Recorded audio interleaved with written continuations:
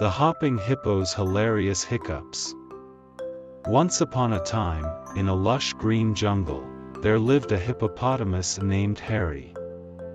Harry was a happy-go-lucky hippo who loved to hop around the jungle. He was known as the Hopping Hippo among his friends. One day, Harry woke up with a strange feeling in his tummy.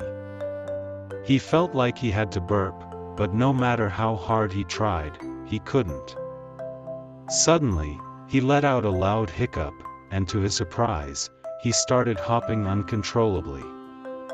Harry's friends, the mischievous monkeys, were swinging from tree to tree when they saw Harry hopping around. They couldn't help but laugh at the sight of the Hopping Hippo's hilarious hiccups. Harry was embarrassed and didn't know what to do.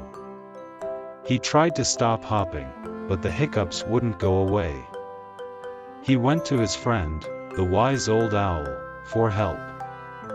The owl listened to Harry's problem and said, "Harry, my dear friend, you need to scare yourself to stop the hiccups." Harry was confused and asked, "How can I scare myself?" The owl replied, "Close your eyes and imagine the scariest thing you can think of." Harry closed his eyes and imagined a giant crocodile chasing him. Suddenly, he let out a loud roar, and to his surprise, the hiccup stopped, and he stopped hopping. Harry was relieved and thanked the wise old owl for his help. He went back to his friends, and they were amazed to see that the Hopping Hippo's hilarious hiccups had stopped. From that day on, Harry knew what to do whenever he got the hiccups. He would close his eyes and imagine the scariest thing he could think of, and the hiccups would disappear. The mischievous monkeys still teased him about his hopping, but Harry didn't mind.